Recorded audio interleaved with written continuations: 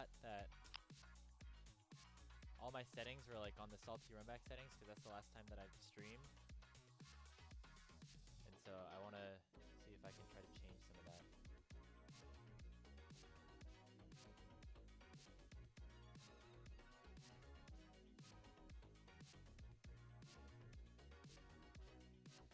How's everyone doing? We'll give this a few minutes. This is weird. I haven't done this in a long time.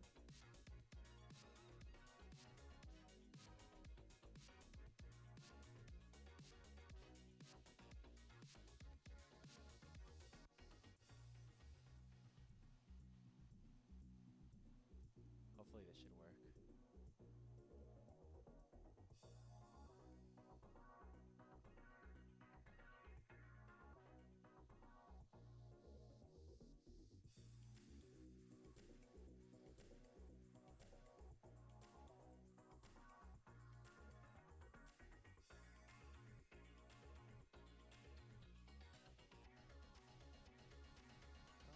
How do I get a chat box up in here?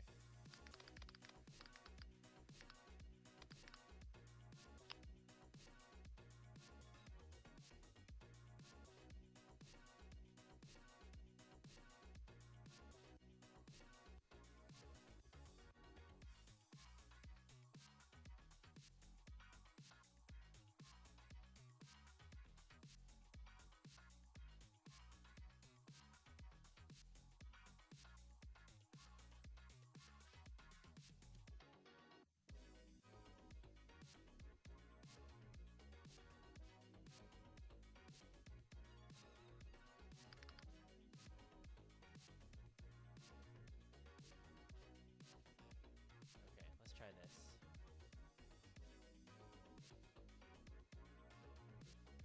Now, I think if I say test, it should show up. Maybe. No? That's unfortunate.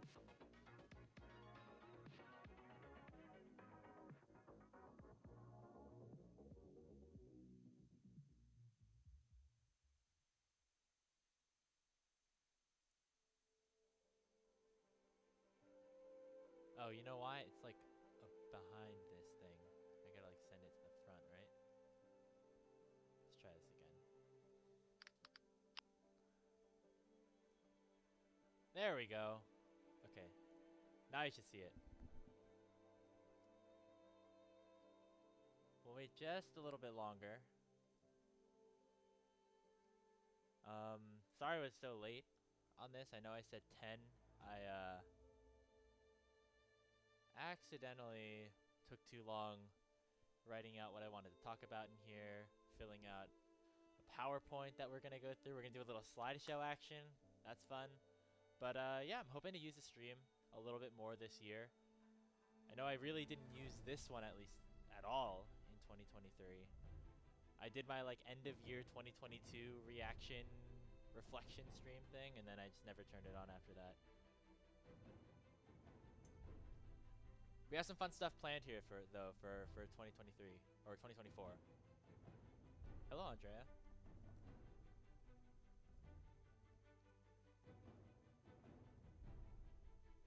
I'm gonna retweet my going live, or I'm going to go live thing. Hopefully that makes people see it.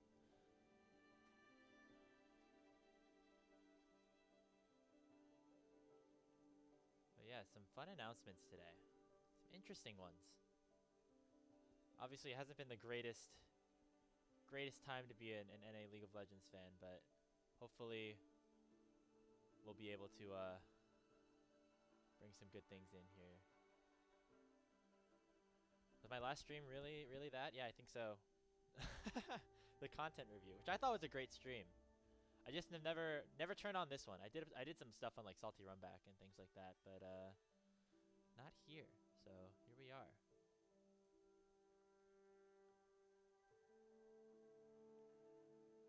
We'll give this a couple more minutes, maybe a minute or so, and then we'll start this. I mean, I know not a lot of people follow me here right now, and so even if it's not, um, you know, a ton of people that tune in, we'll be able to talk about what's going on. I'll be able to record it. I'll upload it to like my YouTube channel or something, just as a VOD, so anyone can tune in and kind of see. Yeah, you were there. There was. You're one of the OGs, Andrea. Just know that. That was a fun one. We went through all the little skits and sketches from 2022. What a good year that was.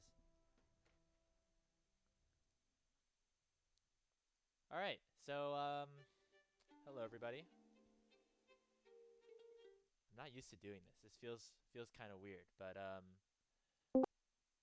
there was some news that dropped this this evening, this lovely Thursday evening, about a little thing called the NACL qualifiers. Now, of course, if you have been following, at least the space a little bit, which I would expect you to have if you are tuning in here right now, because this is not a normal thing that just, I guess, normal people would want to tune into. But we it hasn't been it wasn't it the qualifiers coverage plan, at least what's been previewed or what was announced as of yesterday, maybe not in the best place. However, there was a good announcement today, in my opinion at least, and maybe that's for other people to decide later on. And we can just watch this video real quick, before just to let everyone know what's going on. Hey man, really excited that we're going to be in charge of the official coverage of the NACL qualifiers this year. Oh, hey, bro. Yeah, even though we won't have live streams of the games, we still got a really cool show plan. Got breakdowns of the matches, interviews, other content. It's going to be a great time. The only thing is, we haven't really thought of a name yet. You have any ideas? How about the Awesome Qualifier Show? What are you, 8? Maybe some alliteration. Qualifiers Quarterly. What, so we're streaming every 3 months? Nah, man, I've got it. All right? Totally Tier 3. NACL Key Recap. Qualifiers and quilting. 90. This is so funny because it actually took us so long to come up with names for this product that we're putting out. And I guess that's why we decided that this is a funny way to talk about it. It went through so many different iterations. We've had to name a lot of new things recently. If you've been watching our Salty Runback show, Pinch of Salt, some other stuff that we're gonna announce soon. Naming things is difficult. I mean, it's hard, and I guess this is reflective of that. 90-minute knackle. Thursday night football. Promotion party. Swiss cheese. Proving Grounds pod. Oh wait. The Salt Rock featuring Dwayne "The Rock" Johnson. Shoot, dude. It's been like 4 hours, and we still haven't even thought of a name. Who knew this would have been so difficult? Man, we're running out of time, too. Yeah. When do we have to announce this by again? Tonight.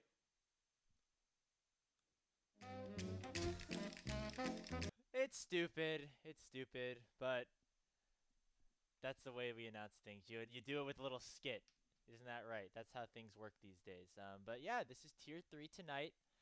This will be the official coverage of the NACL qualifiers for the time being in 2024. From what we've heard, I mean, completely transparent, we're contracted for the spring 2024 split. So for spring of 2024, we're expecting this to be the plan here for coverage of qualifiers, but we're pretty excited about it. It's going to happen Thursday nights at 7 p.m. Eastern, 4 p.m. Pacific on twitch.tv/LCS_challengers. And it's something that Hawk and I have been planning for a while. Hawk also edited that video. Big shout outs to Hawk for that. We are looking forward to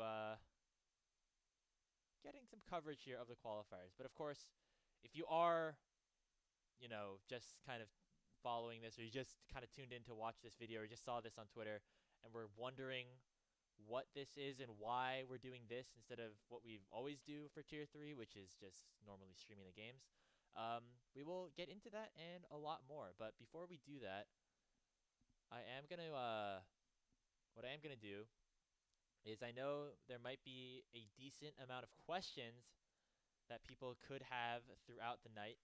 Just people who tune in, pop in, and wonder what's going on. And so what I'm gonna do is I'm going to send a form where you can answer, where you can ask any question you want, and at the end of the stream, we'll go through them. And of course, I'll be checking the chat, but I do have a lot of notes kind of written down, so that will be it might be difficult to kind of continue to go back and forth. So we'll leave this up here.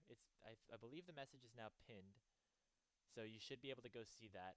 And yeah, just ask any questions you want about what's going in there. It's completely anonymous, as you can see here. Literally, the only question is if you have a question, just send it in. We'll talk about a good amount of stuff here today, and I'm looking forward to it. But I feel like the best way to explain what's happening here in Tier 3 and what the NACL qualifier coverage is going to look like and why we're doing this 90-minute show 4 days after the games instead of just covering the games is to do a little slideshow.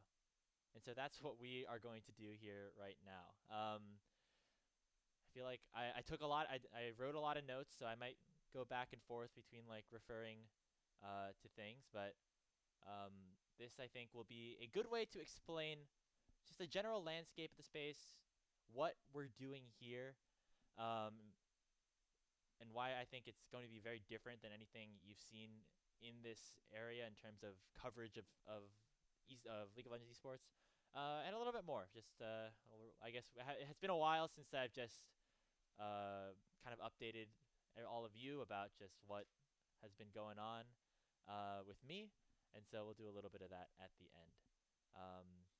I guess all the VOD of this will be available on YouTube. If you are watching this on YouTube, hello. But yeah, let's get into this. So let's talk about NACLQ Tier 3 tonight, and maybe a little bit more. So if you are new and are just kind of seeing this on the Path to LCS Twitter and wondering what the hell is going on, I guess I should introduce myself real quick. Hello, my name is Grapes. Andrew Howe is my government ID, I guess you could call it. I've played League of Legends since 2015. I've been a broadcaster / commentator in the space since 2021. So this is year 4 of my esports broadcasting experience. I am a senior at Tufts University. This is my last semester at college, which is a little bit crazy to think about. And I've done a lot of work in the esports space. I am primarily a play-by-play caster, but I do a lot of other things like hosting and interviewing. Most notably was on shows like the NACL qualifiers and the Proving Ground Circuit qualifiers, which we'll be talking about a little bit later. And I have a podcast, or a media brand, I guess we could call it now, with my good friend and coworker Hawk, who has done a lot of stuff. We've done a lot of stuff together, and it's been a ton of fun. And yeah, so before we get into what's going on this year in Tier 3 LoL Esports, I think it's maybe a good idea to take a look at kind of what the landscape has looked like over the last few years and what Tier 3 Esports kind of is in general, because some people might not really understand what this is, and if you don't, when I refer to Tier 3, we're talking about the LCS is like the highest tier. They're the professional league. Below them are all the things, all the different iterations of like Tier 2 that you see here, whether that's Academy, the NA Challengers circuit, which happened for a while, NACL, and in EU you got EU Masters. Tier 3 is the stuff below that. So that is where amateur players or newer faces or older faces that are trying to get involved will go and compete for the chance at making it into the pro scene. Of course, this space has existed for a few years, but I feel like the most recent set of seasons of amateur / Tier 3 is the most important part to talk about. And so we're going to start our journey back in 2020, right around COVID.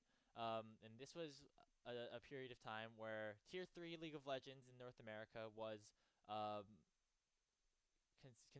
was covered by what is called the Scouting Ground Circuit, or what was called the Scouting Ground Circuit here.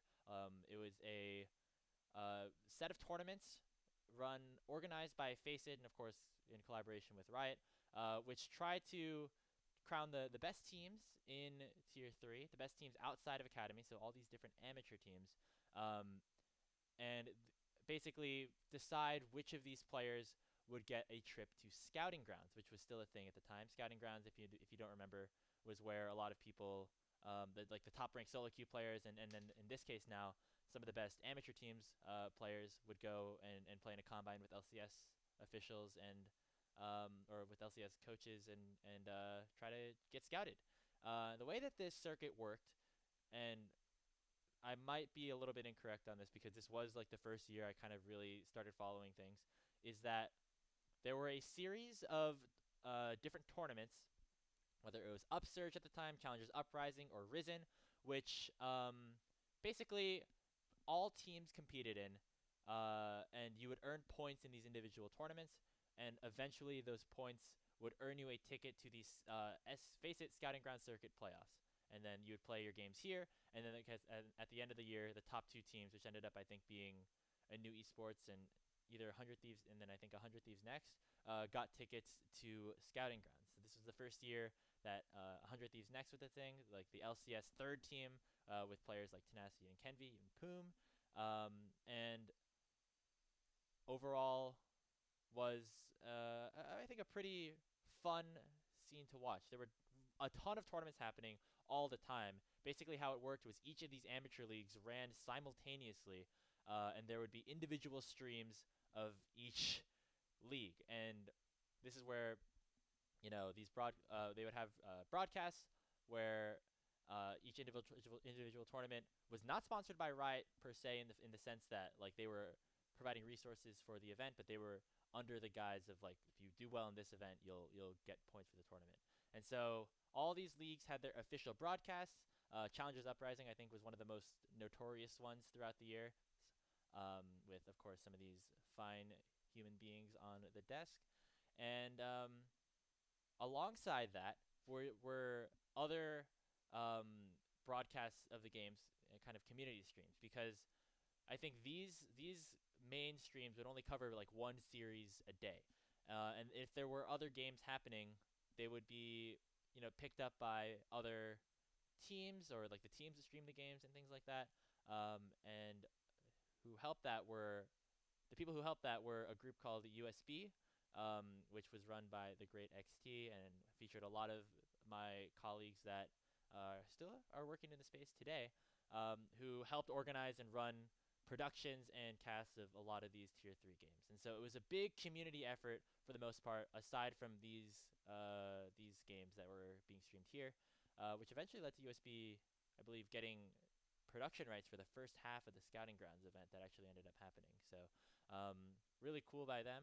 I gotta turn this music back on because it's been a little bit too quiet. And yeah, I think overall 2020 was the first year in which, in my head, this kind of circuit like really rose in terms of like the community around it. This is when I started following this space and realizing, hey, this is really cool. Like, I want to maybe be a part of this someday. And yeah, it was a really, really good community effort. We move on to 2021. This was the first year I kind of was working and casting in this kind of space. And this was the introduction of Proving Grounds, which was the first time that Academy and Amateur got to play against each other, which was a big stepping stone for a lot of these organizations. They finally get the opportunity to play against the pros who are like in LA and making all this big money. How the Proving Ground circuit worked in 2021 is you had these tier 2 tournaments, and then you also had tier 1 tournaments. And so the best people out of these events would go play in these events, and then the best people in these events, which included some people from Academy if they didn't play that well, qualified for Proving Grounds, which is a big 16-team bracket that everyone got to participate in. It was a lot of fun. No org notoriously won this first iteration, being a team that went through the entire gauntlet instead of being an Academy team, which was a big surprise. And I think really put this amateur space on the map. So there were still these outside tournaments running, but they would run like in spurts of a few weeks, where that you could, you played one tournament, then you played another tournament. And they were covered in the same way, at least on the Tier 2 side, where, for the Tier 2 tournaments, there was official broadcasts like this, but they would only cover 1 or 2 series a day, depending on what the company was willing to put in.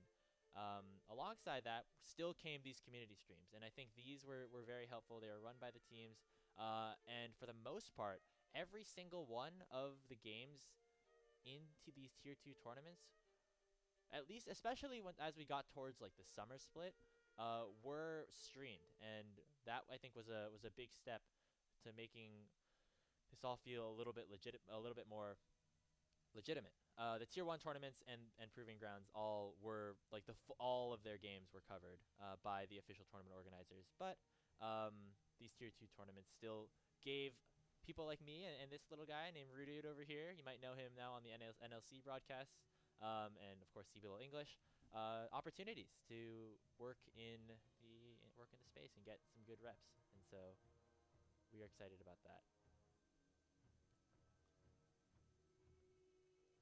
Ban some of these people. All right, moving on to 2022. Now, this, in my opinion, I don't want to say the golden age, because there were definitely problems with this, but Unified Esports Association took control of the entirety of the Tier 3 space.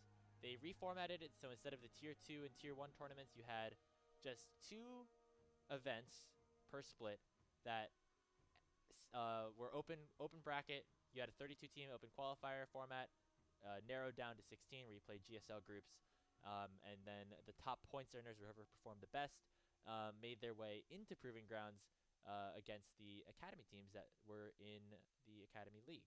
This was also the first year of the Academy broadcast, which I think brought the revamped, I should say, Academy broadcast under Kelsey Moser, that brought a ton of excitement to the scene. And alongside that, every one of these games was officially streamed by Unified, except for the Swiss games, of course. The Swiss games still gave opportunities for community broadcasters and newer people to go and cast some League of Legends, which I think was awesome.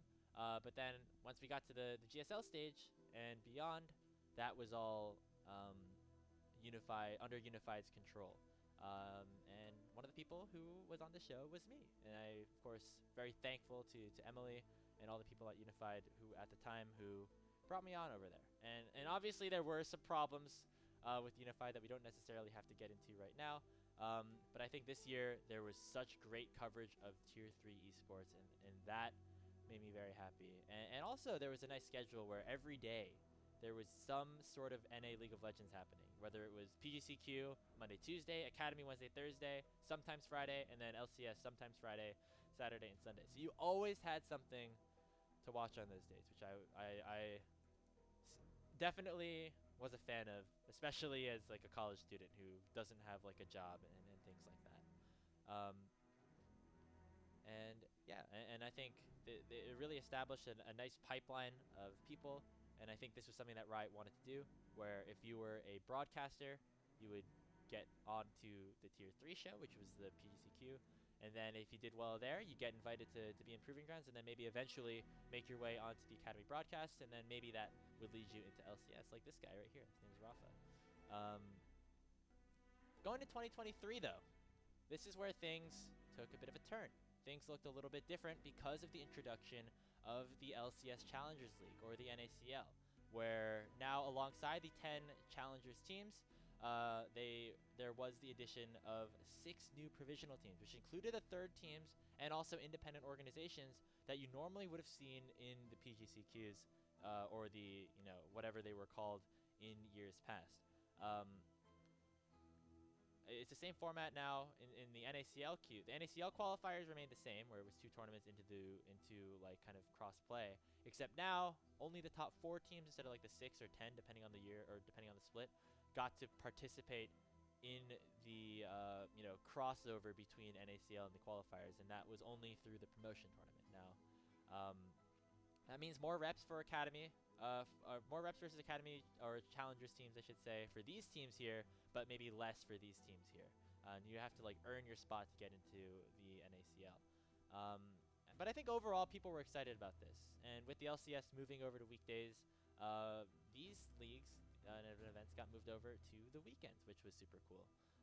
The broadcast rights were moved from Unified to Rally Cry, who I believe signed a 2-year deal to cover the NACL and the NACL qualifiers. Um, yeah, and I think a big reason. Let's talk about the weekends, I guess, for like a little bit. A big reason for weekend broadcasts, I think, for these leagues, it made sense because for the fixed teams up here, the Challengers League teams, or the formerly known as Academy teams, they were getting like full-time salaries. They were playing league full-time, but the other groups here, whether it was the provisional teams here or even the people participating in the qualifiers, not enough money necessarily in that space to go full time, and so often you're seeing players in school or having other jobs. I think just having things on weekends gives people the opportunity to play in tier 3 and tier 2, and not feel like you're sacrificing something or you're just playing in this thing for no money to maybe have a chance of making to LCS. And I think overall that was a good change in terms of the health and sustainability of these events. Um, However, with the NACL qualifiers, maybe having some less prestige because some of the top teams would go into the NACL. Some changes did come into effect for spring. Our talent team was cut pretty heavily. It was anywhere from 12 to 15 people back in 2022 to this year, or last year, I should say. Only 4 of us were on the show consistently, at least at the start of the spring split.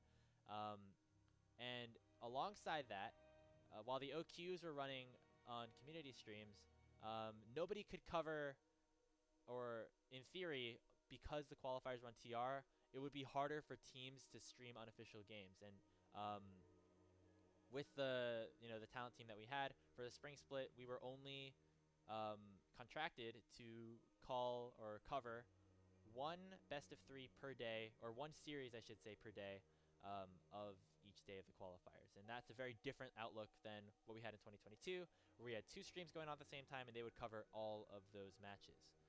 Obviously, that left some holes in the broadcast, and luckily we were allowed to.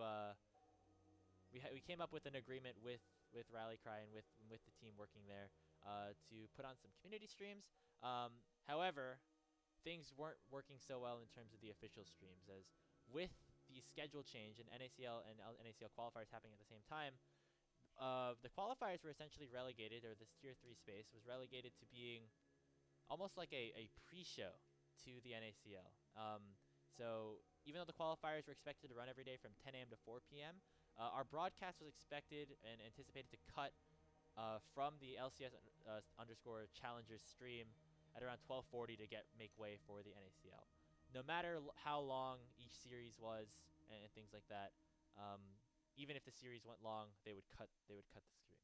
And this sucked for multiple reasons. First of all, less coverage of the games, and also it led to some awkward moments, like this one here that we'll take a look at right now.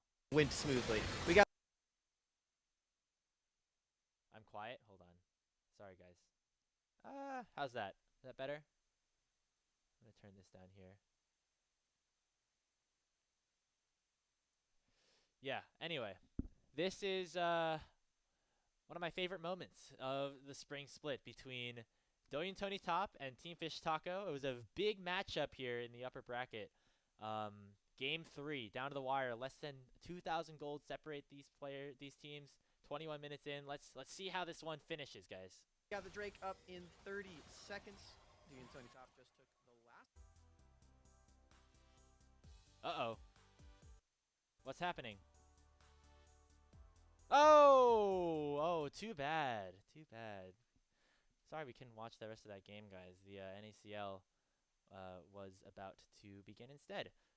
So that was an unideal way to watch the qualifiers, in my opinion, and I think the rest of us thought that as well.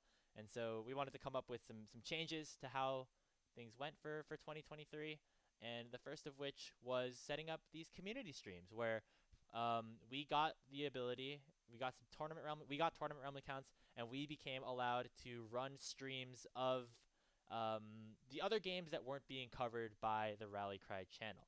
Um, Basically, you'd have the Rally Cry games, and then you'd have opposite them either Salty Runback Pod, Smacks Hide, or Alk Battery here. And each of these streams had their own branding vision. We worked really hard on this, and we brought on a lot of community members to help us out. And I thought that this was, it was fun. It was definitely a fun thing to do in the spring split. Only problem was it was a lot of work, and nobody here was getting paid to do these events. So we're basically just streaming, doing what we did in 2022, except we have to do all the production, and also nobody's getting any money. Not that people got money on Unified, at least for a decent amount of time, but overall, it was not not an ideal situation, to say the least. However, things did change in the summer split, where Rally Cry got a little bit of a bigger budget thanks to some key sponsors. Thank you, Turo. And we were able to run 2 simultaneous streams on the Rally Cry Twitch channels. And we still served as a pre-show for NACL. It's just that now we were allowed to stream all of the games, and even after, even if you did have that cutoff on Challengers League, first of all, it was a little bit more, they figured out the way to like really switch it over the right way. And also, you could still watch the games over on Rally Cry Official, which was a bit of a tough thing to convince them of. I remember, especially towards the end of spring, where like for the finals broadcast, we were able to stream qualifiers simultaneously with NACL officially via our like Riot channels. But overall, here in the summer, things did get a little bit better. We welcomed some new talent, Nyarko and Travesty, who I think also did a fantastic job with us. And some of us also got the opportunity to guest on NACL and guest on the promotion tournament, which myself were one of the people that were included in that. And I was very grateful overall in 2023, given the fact that the pipeline definitely shrunk in terms of the people that were like kind of let in towards the bottom in this tier 3 space. I was still given a good opportunity to cover the games in tier 3 and then also get some opportunities on tier 2, which I was pretty happy about. Which leads us into next year. What happened to tier 3 in 2024? Obviously, if you've been following on social media and things like that, things look a little bit different, and you might have seen some people who are acting a little bit upset over some of the changes that ended up happening. There is, however, just one special person that we can blame for all of this, and the person that the person we could do that for is Mark Z. This entire situation is Mark Z's fault. The new commissioner just immediately says, "I don't care about tier 3." Hold on. Please do not clip that out of context. It was a joke. There's a little bit more context to that, which we're going to talk about right now. But with it's not just Mark's fault, guys. Don't worry. At the end of the summer split in 2023, a survey went out to the players and coaches of the NACL qualifiers to ask them for their opinions about how different things were ran. Among the things, there was a lot of things that they asked about the survey, like how can we, make the Swiss format run a little bit quicker? How can we help the players, like in communication a little bit more? But the biggest thing that people asked overall was, can we keep the weekends free for NACL qualifiers? And I think that makes a lot of sense, right? Because as we mentioned earlier, just giving players the opportunity to play competitive, get the opportunity to maybe jump up to the NACL and maybe jumpstart your LCS career like that. You saw someone like Sajed go from NACL qualifiers last year to now FlyQuest challengers this year. Like, that's a really great opportunity for somebody.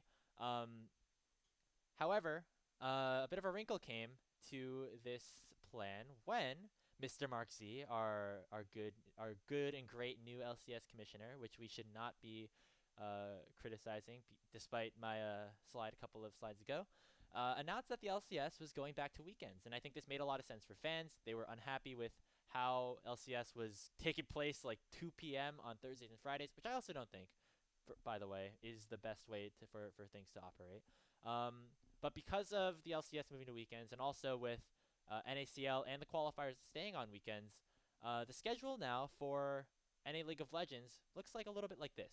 This is the schedule for this Saturday, which is 2 days from now as we're recording this. You start at 3 p.m. Eastern with your 4 best of ones in LCS, and then immediately after that, you go into the coverage of the NACL, which are 2 best of 3s that start at 8 p.m. Eastern, 5 p.m. Pacific, and will go until that approximately ends. Of course, it's best of 3s. You can never exactly tell how that's going to work. I'm going to turn the music back on because I forgot.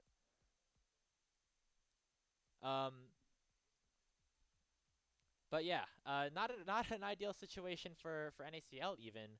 Although I do think like the hosts going into from LCS into NACL are going to be great, and I think that's going to be very helpful and build a lot of fans for the space. You notice here, there's not a lot of space for a qualifiers broadcast. Hell, there's not even a lot of space for an NACL broadcast if you really think about it. If you're a player like Keel, who is on Team Liquid right now, who is going to school in Fisher, which is me on the East Coast, that's a game that starts at 11 p.m. and goes until potentially 2 a.m. if you are going very, very late and going the full distance. And especially on like the games that end on Sundays, like that's kind of rough a lot of the time. But sacrifices do have to be made in certain areas, and so because of that, unfortunately, the ruling was, hey, we have all these things on the weekends, and because we don't want overlap with the LCS in terms of broadcast hours, unfortunately, there will not be any live coverage of these qualifier games taking place.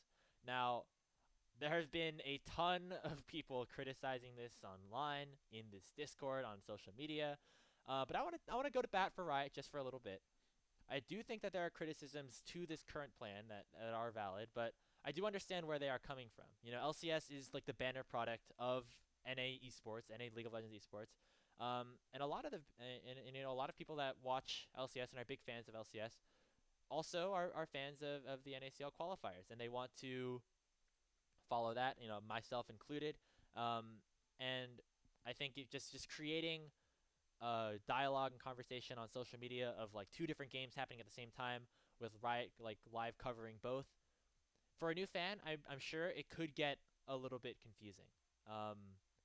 And like they could be wondering, which game am I supposed to watch? This one between Team Fish Taco and Winthrop University, or this one here between Dignitas and Shopify Rebellion? And obviously, for Riot's sake, you probably want to send them to one place at a time at the very least. And what we also stated in this message here in the NACL Qualifier Discord, that he wants to make sure that the LCS wants to make sure there are as few external variables as possible for this first split in order to test some of the other changes that they are making to the LCS, because they know like what the formula looks like, and then they want to just make sure there's no conflicting variables that could affect like the numbers and assessing what is best for the LCS. And I think this part here is important as well, where like Whipley says, well, prioritizing our planning, we built it from the top down, meaning we started with the LCS, then the NACL, then the NACL qualifiers. It shouldn't come as a surprise that if the LCS isn't set up for success, then NACL and by extension the NACL qualifiers can't succeed. And I agree with that. I think in another world where this was announced a little bit earlier and these plans and this policy kind of were a little bit more well known, maybe things look a little bit different in that perhaps players are more willing to kind of change their schedules and go to play on the weekdays if it means that you're going to get official coverage, you're going to get live streams of your games. I just don't think this was necessarily something that some people that the players foresaw. In fact, there was actually a proposal in that Discord after some of the initial pushback by Rallycry. They were wondering, hey, would the players be okay now that we kind of have this information to switch the day and times of the qualifiers to Monday, Tuesday, starting at 5 p.m. Pacific, 8 p.m. Eastern? And I think that's a very tough ask, especially when the games start in 2 weeks and you might have already made your plans, and especially because it's on a weekday starting at 8 p.m. Eastern, basically. If you're Winthrop and you get the second block, you are staying up until 2 a.m. potentially on a school night, which I just don't think makes a lot of sense. My audio is still low. I'm sorry about that, guys. I don't know if there's much I can do about it right now. I will turn the music off if that would help, and then if you want to just boost yourself. My audio has been weird recently. Hopefully you could hear me a little bit better now. I just turned up the gain a bit. Um, but yeah, overall, people weren't super happy about it. I understand why this was made, and I know that Riot is willing to accommodate and make changes in the future. But for now, this is the situation. There is not any community streams or official streams of the NACL qualifiers that will be allowed to happen live during the weekends, whether it was for the OQs or for the Swiss GSL style the GSL style brackets. Now, of course, this is unideal for a lot of reasons. Most notably, there's no live coverage of the games, which means you can't watch the Tier 3 League of Legends that are taking place and the space that people have enjoyed watching them for all these years. Um, like if you're a fan, if you're a family member, if you're a friend of these players, you can't watch them live.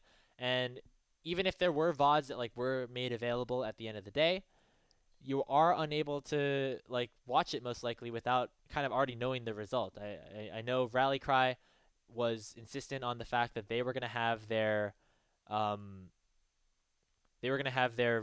or their results kind of already posted, and so those results would be public even before any potential games would be made live.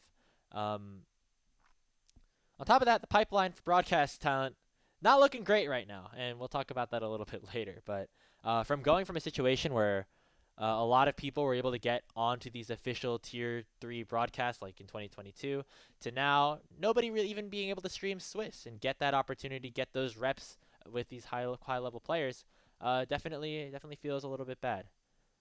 And so that gets us to the story of what happened in this offseason specifically. So we're gonna rewind a little bit back to around December. Hawk and I were reached out to by Rally Cry to provide coverage of the NACL qualifiers. Now, with Rally Cry and now their partner Loadscreen, who worked with us throughout the qualifiers, being moved up to the NACL to run that broadcast. Rally Cry kind of wanted a situation where the broadcast was, a little bit more streamlined and they wouldn't have to necessarily worry about it as much. And they trusted Hawk and myself, who, have done a lot of shows together and we're on Salty Run Back together and run this whole thing, to basically be given an X amount of money to run a coverage of the qualifiers in some capacity throughout the weekend. Their only requirements were like, okay, if this is during the weekends, let's cover at least like one of those 2 streams that were happening. So at least half of those games, which I think is a step back, obviously, from what we had in 2022 and even 2023 in the summer. But in this situation where games are happening on weekends, as they were in the past, community streams likely would have been opened up and people would have been able to cover those games. And that probably would have been what we decided to do going into 2024. However, eventually the news came where the LCS was going to get moved to the weekends. And that, of course, created a bit of a hurdle. And the new thing that we were requested to do, or something, a suggestion that we were given by Rally Cry, there were a lot of different options being thrown around as how do we cover these games if we don't have the ability to live stream them. The first thing Hawk and I asked was, can we just run a Rally Cry stream at the same time as LCS, because I feel like that would be the easiest thing to do. And I saw a lot of people fighting for that on Twitter, on Discord. I want you all to know we fought for that too, but unfortunately, due to their policies, it wasn't possible. And so that wasn't going to happen here for this split. The other option that we were given, or another option that we were given, I should say, was to be a place where we would, run a stream or run coverage and cast of the games of basically whatever one of those streams. But instead of clicking the start streaming button on OBS, we would click the start recording button on OBS, and we would basically record the games and cast over them, but they wouldn't be live. And that would bring the same problems, of course, as they were back in the other situation that we mentioned earlier, where you could get spoiled, you're still not able to watch the games live, but you would have casts of those matches. And Rally Cry's plan, I should say, was to move those over to a rerun broadcast that would happen sometime on the LCS Challengers channel on a Wednesday or Thursday. The plan was for LCS. The plan is, I think, still right now for the LCS Challengers stream to get more and more coverage and more reruns, just to be on more to promote viewership, promote followers, promote hopefully like some subs and revenue sharing going through. But because NACL rebroadcast, I think, would take place Monday, Tuesday. That means the qualifier broadcast would be moved over to like a Wednesday, which means you'd be watching the games that happen on a Saturday or Sunday on a Wednesday, which is not ideal, obviously. And you can see kind of here, this is obviously, this is a different situation because the view count's going to be higher for this or lower for this because you already watched it live potentially. But you see that rebroadcast streams don't necessarily do super well. And so that was something that we were concerned about. And so because the games would already be spoiled, would people want to just tune in and watch a VOD basically on a Twitch channel if the VODs were maybe already available on YouTube or something like that? I don't know. I personally, if I was just a fan, I probably would just look at the results, like find a clip or two if possible, maybe watch the VOD on my own, but like sitting down at a certain point in time to watch the stream of a game that already happened, probably not something that would be my biggest point of interest, I guess. The biggest draw of a format of a show like this, which is just like two casters commentating the game, in my opinion, is that the games are live and you're able to watch them live with the people that are also covering them. And with that comes less opportunities to do super interesting things. Obviously, the NACL, as we knew it back in 2023, had a ton of opportunities for creativity in like their halftime shows and their interviews and their content. But there was a big team working on that. There were like 3 or 4 production staff that were working NACL that weren't the talent. And with the money that we were given from Rally Cry, it was similar to like what we would potentially what we kind of were getting paid in 2023, but that show was pretty bare bones compared to NACL, and it didn't feel like that was a good opportunity for us to do super interesting stuff. We also at the time weren't 100% sure if there would be observers of both streams happening. So what we were promised was that VODs would exist at least of the games that we would cover, but there might not be an observer for the other games, meaning there was a world where we just would lose a bunch of the qualifier games like permanently, and there just wouldn't be ways to watch them, which obviously is not ideal. And so overall, we didn't necessarily love this plan. Thankfully, Rally Cry has been able to find another observer, and the way things will work is that the qualifier games will be available on a YouTube channel the day after, or like the night of the games occurring. So you can make sure that you tune in and watch those VODs if you'd like. But we wanted a bit of a different. We wanted to have a bit of a different solution to this. We wanted to provide something of value on the weekdays, even for the people who already knew the results. So somebody who doesn't know the results and is just tuning in to Challengers League for the first time, and somebody who is following heavily on social media, is able to watch the VODs earlier, they're still going to find value off of this thing that we want to put out. And so that is where we proposed the idea of Tier 3 tonight. And if you saw the Twitter announcement, that is what we ended up announcing today. And to just briefly run over what it is once again, it is a 90-minute show that the Hawk and myself are going to be hosting once a week on Thursday evening. So Thursday at 7 p.m. Eastern Time, you can go over to the LCS Challengers League channel. You can watch us break down all of the qualifier games on this show, Tier 3 tonight.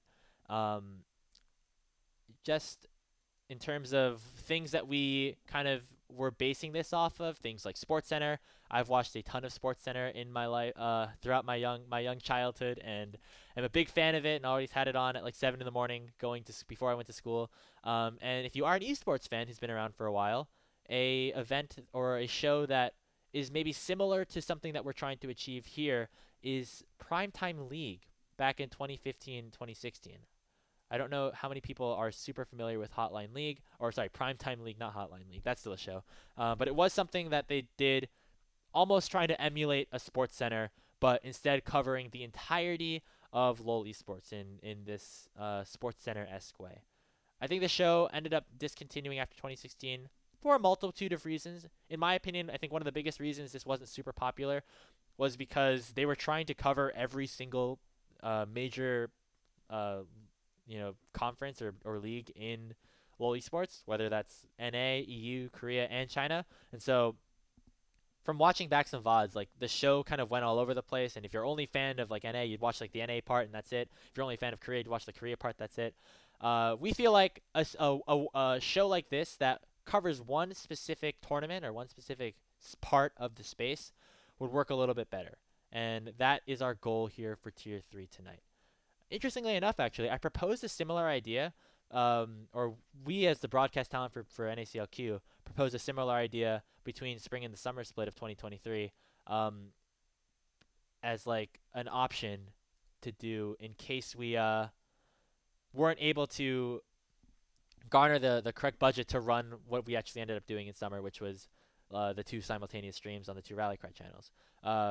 We felt like instead of having like one kind of stream for qualifiers where you'd watch like one series and not really know what's going on, if we just fully took control of like unofficially community streaming all the qualifiers and then had a show once a week where we like broke everything down and that would be our content and that would be what we put out, it would make the broadcast feel a little bit more centralized. And obviously we never had to do that because Rally Cry did give us the opportunity to have full coverage of the games on their specific channels, but it was something that I floated around at least a little bit, and now we're finally bringing it to fruition here. Of course, the biggest difference is that instead of community streams, there'll just be VODs that are available, which of course is maybe a little bit less than ideal, but given the current situation, that's kind of where we're at. I've been talking for a while. Okay. So, what will be on Tier 3 tonight? So, our overall goal is for this show to be something very different than anything that we've seen in this in Tier 2, in Academy, in NACL, in PGCQ, but taking inspiration from a lot of these things that were that we have been fans of and that we have been a part of over these couple of years. The most important thing, obviously, is to inform the viewers what happened in the last week of qualifiers. And we think the best way to do that is this kind of Sports Center style highlight package montage reel. And what we'll be doing is for every series, we will break down all of the best of threes into these highlight packages that we'll live narrate over. And they'll be followed by these post-match graphics. We'll have other graphics like showing the brackets of everything to make sure that everybody, if you're watching this, we're just feeding you the information of like what happened, what do the groups look like right now, and what is important in this situation. That'll take up a good chunk of our show. The goal of these highlight packages is to have a fluid time frame where, of course, a 3-game series is going to get a little bit more than a 2-game series. A stop is going to get a little bit less coverage than a close game. But overall, we're hoping that these highlight packages are 5 minutes max, and with 8 best of threes happening over the course of a weekend, we want to make sure that at the most 40 to 45 minutes of our show, of our 90-minute show, are these highlight packages. That does leave like 40 to 50 minutes of content that we would need to fill, and the goal is to fill it with a lot of different things. The first of which will hopefully be some player interviews. Our goal is to interview people after they played their games in sort of like that post-game interview style, where we ask them about the match and things like that. And also potentially have some more in-depth nuanced pieces where we get to like learn a little bit more about one of these players' stories and almost like in a documentary style kind of way. I use this picture of Palafox here because there was an example back in 2022 in Academy, where they did these really professional shoots with different NACL players. I just couldn't find the screenshot because they don't have it on YouTube. If somebody does want to like link that, that would be cool. But I was a big fan of those documentaries. You got to learn, or those videos. You got to learn a little bit more about the player in a bit of a different light than just like asking them some questions after a game. We're hoping that we'll be able to do some of that here. Another thing that will be a part of Tier 3 tonight, hopefully, is the long-awaited return of some of your favorite pre-recorded content and skits that you've seen in the Tier 3 space in years past. Now, I think most notably, 2022 with Unified was where we did a ton of this, and I'm so grateful for the team that was working with us there, whether it was Emily, Leanne, or Alk Battery here, in terms of getting us to create a ton of this content. And we hope that because, we have 3 days between the games ending and this show happening, we'll have time to, pitch ideas and film them and edit them and create these things that can air both on the social medias of like Path to LCS or Rally Cry or whatever, and also on this show where you can, we'll have skits to open the show. We'll have skits between the show, different content pieces. One of my favorite ones was Rift Reunion episode where we got to I got to play some ARAMs with like the old GVU guys, and they just like bantered with each other for like a while, and that was a lot of fun. And hopefully we get a little bit creative, a little bit goofy with it. They can be all over the place in terms of emotion and seriousness, and getting some players involved obviously is ideal. And the goal is to tell players stories kind of in the best way possible. Now, some other things that we're hoping to have, and we're just about done here with kind of explaining what this show could be. First of all, analytical pieces, which is something I know Hawk is excited to kind of explore. One of my favorite things on this LCS broadcast for this past year was when they had the player come up right after the game and like VOD review with them, when they would like break down a team fight and like explain their thought process throughout certain points of the game. We're hoping to be able to do that either pre-recorded or live with different players throughout the NACLQ season. And obviously we'll have to figure out what format works the best for that. Things like team fight breakdowns would also be something that we're excited to potentially go into. Other Telestrator segments that are just run by us. And something that I want to do is actually just like pull a player into a call and just like watch their laning phase POV and kind of just like listen to like their thought process throughout that. I feel like that would be pretty interesting, and provide some interesting content for the show. And I think also the last thing is we're going to try to wrap up our show with a lot of consistent content. Things that exist kind of every single week. So at the end of the episode, every week, you're going to see this, you're going to see this, you're going to see this. So some things that we have in mind right now are a team of the week where we kind of name the best performing player in each role throughout that week of qualifiers. We'll do like a weekly power ranking all the teams like 1 to 16 or whatever in terms of how good we think they're going to be. And then also hopefully have like a top 5 plays at the end where we'll have somebody compile a list of the 5 best plays, and we'll watch them together and react to them together. And the goal of all of this is to have all this content and also be a place that's a little bit more professional looking than what we have like in PGCQ and in even like NACL qualifiers, where hopefully we're able to build out some really professional looking assets and make a very well written show. We'll like be writing out all of the things that we'll be kind of saying. We'll be having it be very streamlined, like an episode of SportsCenter, where you'll have your information. It'll be presented to you in a very fast way, and hopefully everything goes well on the production side. Speaking of, let's talk about production.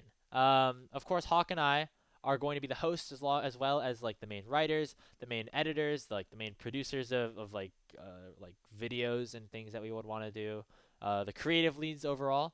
But we do know that we're definitely going to need some help to putting all these big projects together, and I don't think we'd be able to do this kind of on our own. And so coming along for the ride with us are 2 people that we think are very, very talented, and we're very, very excited to get to work for them for Tier 3 tonight.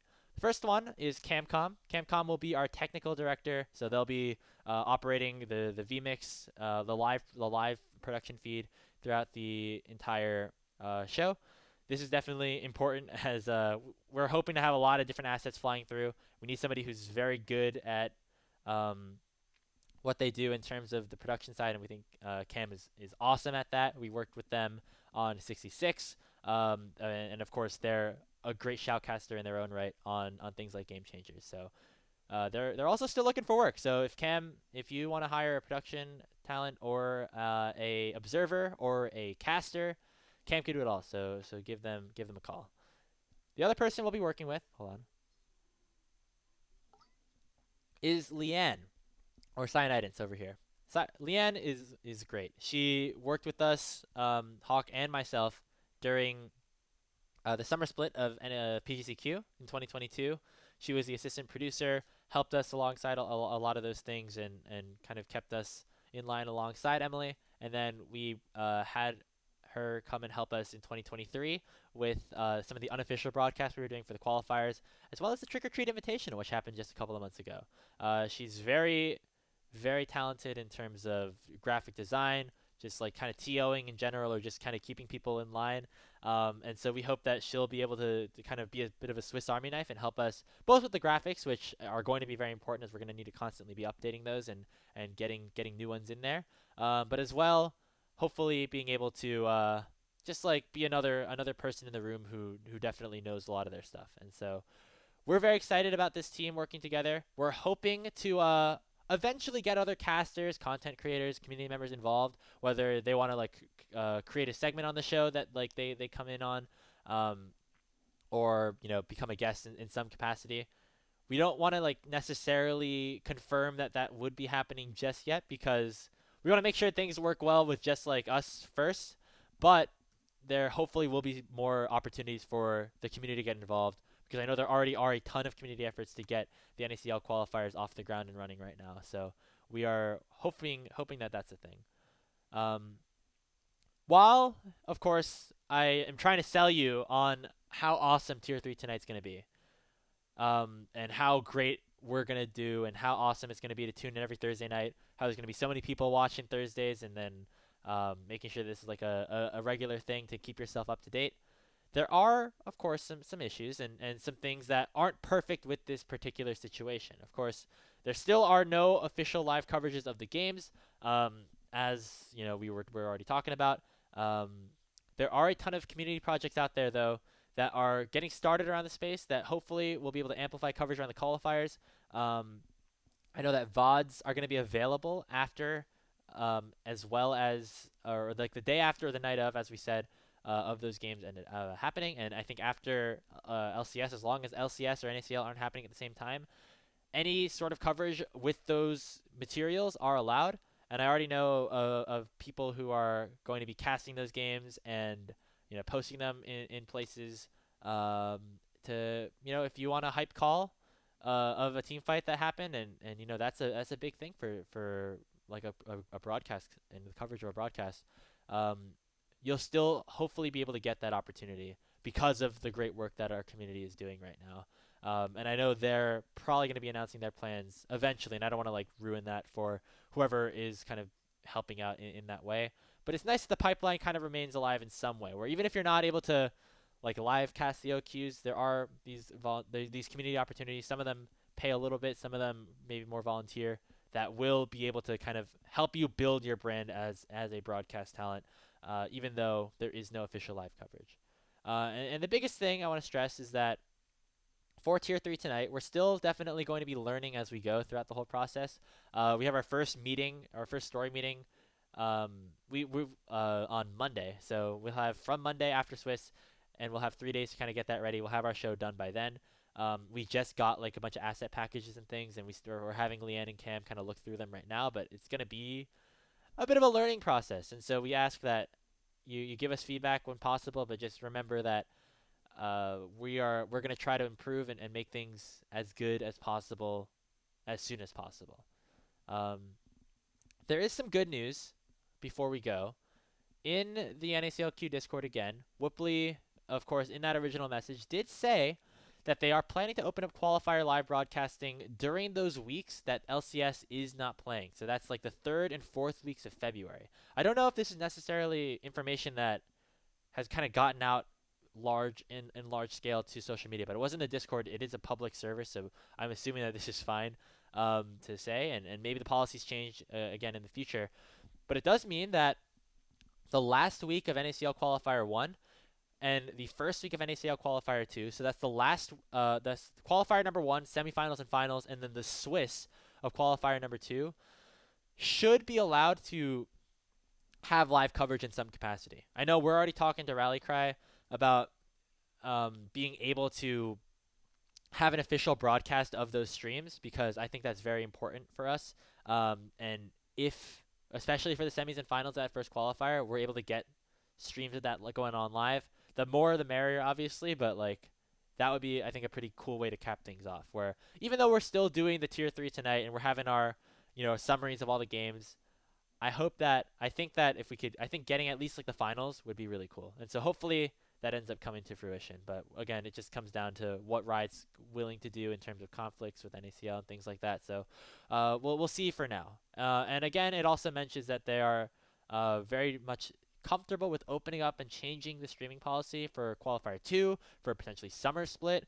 Again, as we mentioned, Tier 3 tonight's only contracted right now through the spring. And so after that, of course, we'll be reevaluating, and I'm sure Rallycry and Riot alike will be reevaluating what exactly they want to do.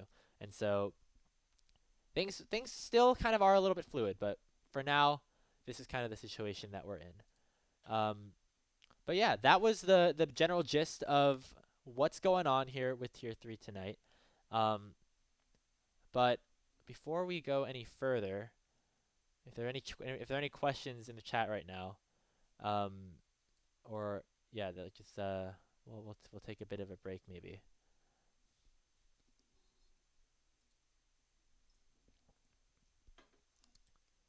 Sorry, I'm not I'm not super used to streaming super regularly, but hey, what's up, Sherv? We got you. Yeah, I know running the Rift's doing some cool stuff this year, so I'm excited for that. All right. Well, that was my big spiel about tier 2, or about tier 3 and what tier 3 tonight's going to look like. But maybe if you are kind of still here after an hour and 7 minutes of me talking, you're interested in kind of what's going on with me. And so let's take a look at plans for myself overall, which we don't normally talk about a lot. I know people do like Twitlongers at the end of the year. I never ended up doing one. But let's talk about what's going on for me this season. Obviously, Tier 3 tonight's going to take up a big chunk of my time. And we're gonna do a ton of that if as much as we can, and really make this a good product. Our goal right now, and our schedule right now, is we have meetings on Monday. We spend Monday, Tuesday, and Wednesday, and even part of Thursday just like creating the content and building the show. Run the show on Thursday, and then Friday, I guess Friday's our day off, and then Saturday, Sunday is when we get right back into it, start watching the games again. So it's gonna be a bit of a busy schedule, but I will have other content, of course, coming out. A big thing that I do want to announce right now is that one thing that I will be doing a little bit different, and a new Grapes event that will be happening here in 2024 are VOD reviews of all the qualifier games. I sent a screenshot of one of our good friends, Cubby, who last year streamed VOD reviews of every single NACL game. Or just like the ones that he casted, or ones he didn't cast sometimes. But I know that those were very popular. A lot of people tuned into those. Were very and I definitely got a lot of value from them. And even if it was just kind of tuning in and like kind of listening in the background or watching the VODs myself, it was a good time over there on Cubby's stream. And so I want to try to recreate that in some capacity, especially because the NACL qualifiers just aren't going to be live streamed at all. And so if I'm gonna have to watch the VODs, I might as well like watch them alongside you guys, right? And so that'll be something that I'll be doing. I know there's a lot of other people that have plans similar, or maybe whether it's VOD reviews or like actually casting the games as the VODs come up. So that'll be a new content thing for me. It'll be on this channel here. So if you do want to stay tuned for that, give it a follow. Give me a follow here. I'll be. I just realized I never changed the title of this stream. I'll do it right now.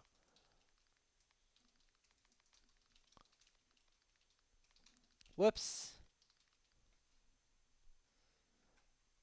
Hey, Brizzy. If you ever need help with editing or literally anything, don't hesitate to reach out. I'd love to help out. Oh, thank you so much. Yeah, I'm definitely, we definitely will keep that in mind. I hopefully will, um, be able to sustain ourselves a little bit and be able to get more opportunities for people. And I think editing definitely is something that we might need some help on. So if we do need anything, I will definitely let you know. Last stream was in 2022. Yeah, it was it's been a while. But as I said, we'll be doing some more of that here this year because we'll be hopefully VOD reviewing every single NACL qualifier game on this stream, either the Sunday after the Saturday games take place before LCS, or the Monday after, and then we'll watch whatever we kind of haven't watched at that point. On Mondays, those streams I know will definitely start around 2 p.m. Eastern, 11 p.m. 11 a.m. I should say Pacific, and that way I'll be able to watch the games. I'll make sure you guys will know that I'm prepped for tier 3 tonight, that I'm watching all the games and making sure that I'm as up to date as I could possibly be. Um, and yeah, just making sure that there is a place for you to watch and watch alongside me if you want to do that as well. Some other things going on with me, of course, Salty Runback is running it back for a second season. Our show is tier 3 tonight, not necessarily not associated with Salty Runback, although it is Hawk and myself working on it. We are just contracted out to Rally Cry. It's not necessarily the brand that we're pushing, and it will be fully NACL branded over on that channel. But the podcast's going to stay the same. We got, of course, a brand new friend, Deserex, joining us. I know he has a lot of good plans in terms of content creation and making videos that he thinks would be interesting for the space and wanted a platform to put them on alongside, of course, his own social media and things like that. And so he asked if Salty Runback would be a reasonable place to do that. And of course, we were going to welcome it in. So Deserex will be a part of the channel. He'll be uploading to all of our platforms there on YouTube. And I think for some other plans that we have in the future for Salty Runback, he'll be a part of those as well. We have one show that we have not announced just yet, and a new product that we'll be unveiling, I think, on Monday. If you want to take any guesses, I won't be able to answer them, but you for sure can. It's another part of the developmental space that we're excited to kind of dive into. Finally, more on the personal side, I am finishing up my last semester of school. I'm taking a part-time load this spring to make sure that I have a lot of time to focus on things like esports, things like finding work and working on this show, working on Tier 3 tonight. And I'm still going to be a part of Tufts JumboCast, which is our sports broadcasting club at our school. I was the president for the past calendar year, but going into 2024, my last semester, it's customary for the seniors to give up our positions. So now we're just ordinary members. I'm, of course, going to be still helping a lot of the new leadership as they transition in. But you'll also see me producing these videos here, JumboCast Amateur Hour. Our latest video dropped a couple of weeks ago.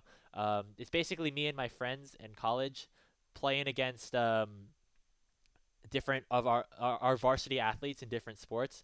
We played against one of our soccer players. We faced off against her in a penalty kick shootout. It was a lot of fun. I am terrible at soccer, so check out JumboCast on YouTube if you want to give that a watch, and it means a lot to me there. And in terms of commentary, of course, we'll do casts for NACLQ if they end up coming in. Obviously, I hope to get some opportunities once again, either in collegiate. I know CELO looks a little bit differently this time around, but hopefully in CELO, as well as, if NACL has any opportunities in inviting guests, I hope that they consider myself once again, because it was a lot of fun being on that broadcast last year. I know obviously they've shrunk their talent team and their hours, and so I don't want to necessarily take any of those hours or those days from people, but if there is opportunities, of course, I'd be happy to take it. And on top of League of Legends commentary, I've also been doing some sports commentary with JumboCast as well.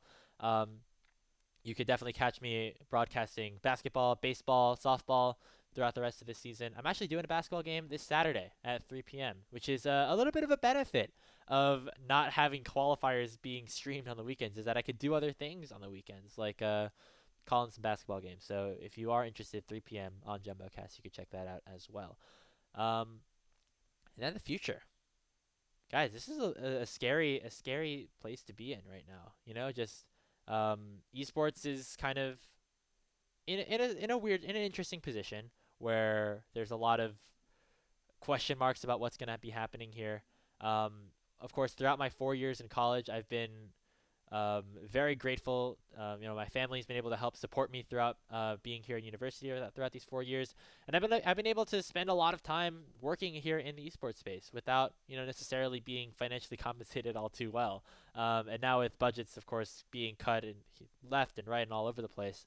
Um, so as I am graduating, enter my last semester, got to start thinking a little bit more realistically about what I do want to do.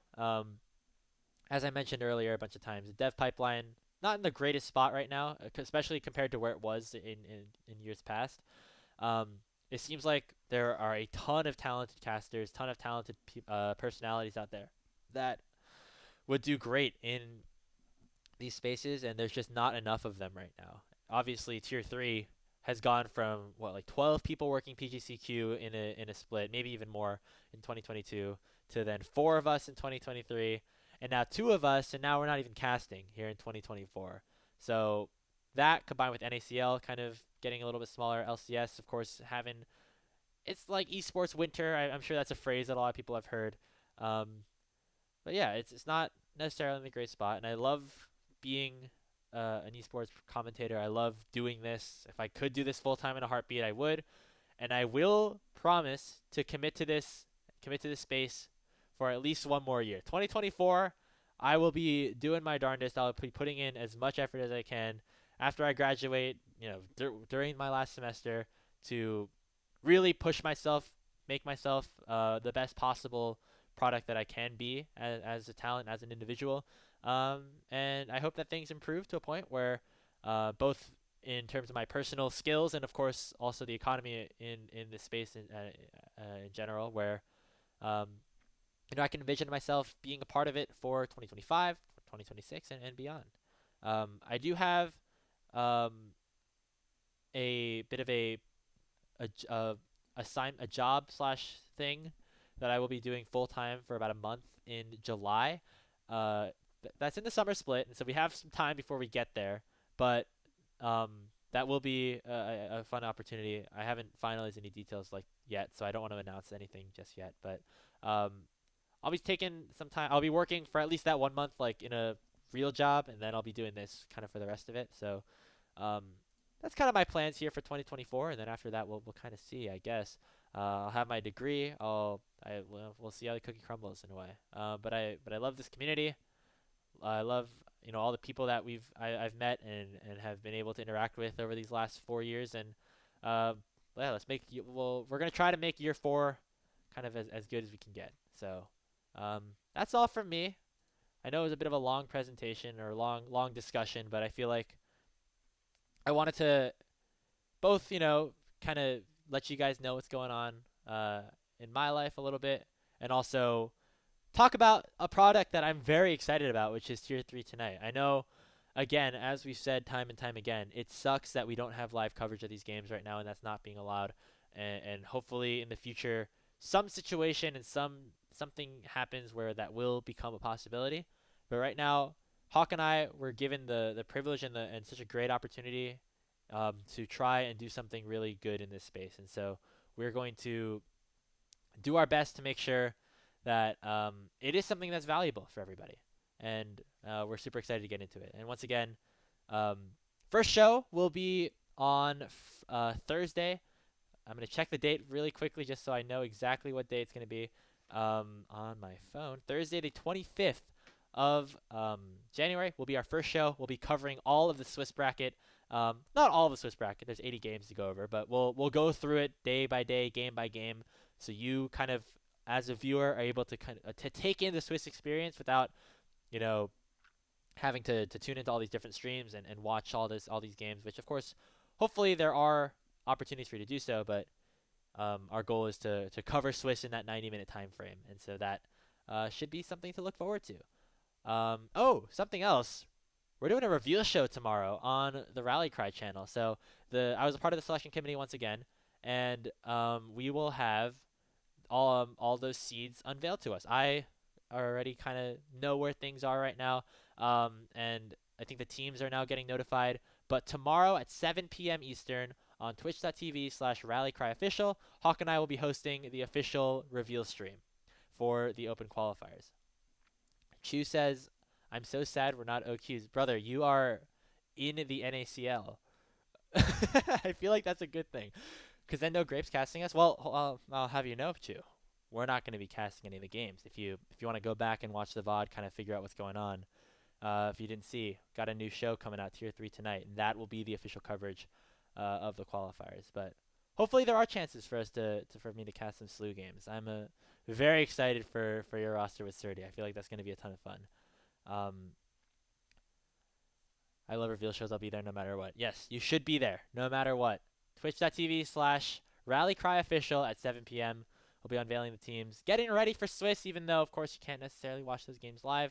There will be coverage to help you guys out for sure. We were going to play OQs with Cozy, but then NACL offer. Oh, that would have been spicy too, man. Cozy got a good spot, though. I think Pulse is going to be a fun team. Hopefully, hopefully Pulse does well. I'm a big fan of Cozy, big fan of Kryra, Enthralled is on that team. Reppy there. I don't know much about their support, but that's a fun one. OQs are interesting this year, I will say. From being on the selection committee, having to like go through all the teams and like actually rank them in some capacity from 1 to 32.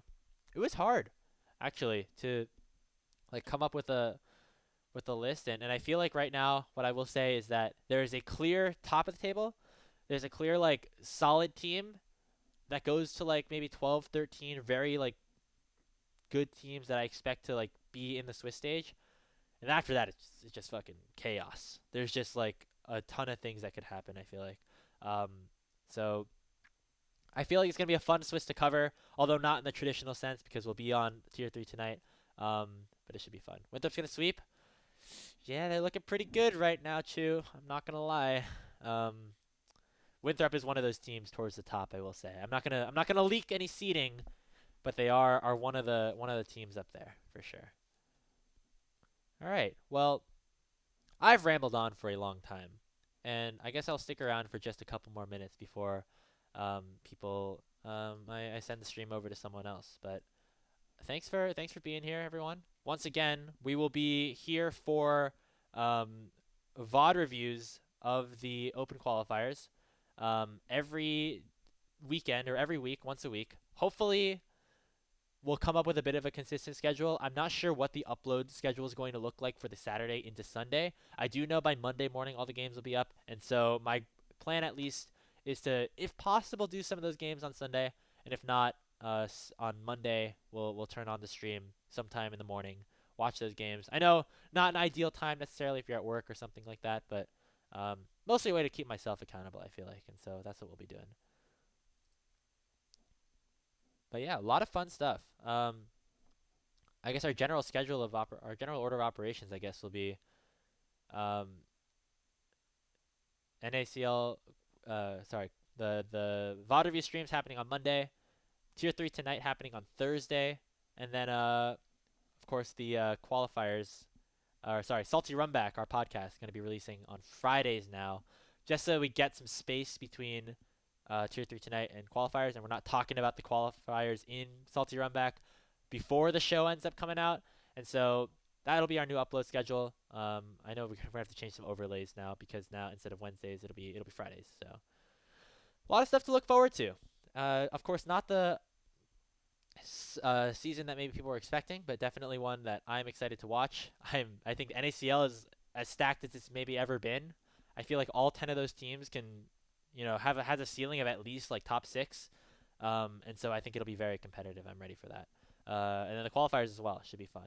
I think Winthrop, if they make it, and some of the other, I think TFT is also very good. They just got announced. If some of those teams get up there, like even though NACL is very strong, I think especially Winthrop, considering that like basically core of SLU and Maryville are there, are going to do pretty well.